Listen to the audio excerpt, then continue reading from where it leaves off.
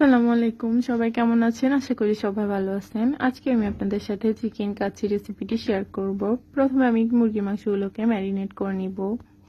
এখানে আমি পেঁয়াজ বেরেস্তা করে নিব। পেঁয়াজ বেরেস্তার ভিতরে আমি কিছু কুচি করে রাখা গাজর দিয়ে দিব। আপনারা চাইলে গাজরটা স্কিপ করতে পারেন, গাজর আমার কাছে খুবই ভালো লাগে, তাই আমি একটু গাজর দিয়ে দিলাম। তারপরে বেরেস্তাগুলোকে উঠিয়ে নিব।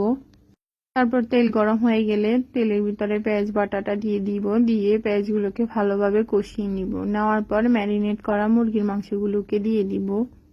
মুরগির মাংসগুলো দেওয়া হয়ে গেলে ভালোভাবে নাড়তে হবে যাতে করে পাতিলের ভিতরে না লেগে যায়। পানি দিয়ে কষিয়ে নিব। কষানো হয়ে গেলে আমি এখানে 3 টেবিল চামচ টমেটো সস দিয়ে দিব। সস দিয়ে দেওয়া হয়ে গেলে আমি এখানে কাচ্চির মশলা ইউজ করব।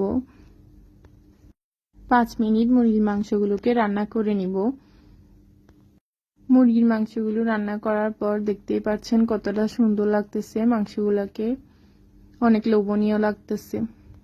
একটা বড় পাতিলের ভিতরে মুরগির মাংসগুলো দিয়ে দিব। দেওয়ার পর এখানে আগে থেকে বাসমতি চালগুলো সিদ্ধ করে রেখেছিলাম, ওইগুলো দিয়ে দিব। দেওয়ার পর পেঁয়াজ বেরেস্তাগুলো উপরে দিয়ে দিব। দিয়ে আমি একটা ঢাকনা দিয়ে ঢেকে রাখবো। রান্নাটা হয়ে আসছে, কাচ্চিগুলো অনেক মজা হয়েছে। আপনারা চাইলে বাসায় ফ্রেন্ডস অথবা ফ্যামিলির সাথে ট্রাই করে দেখতে পারেন। সো আল্লাহ হাফেজ।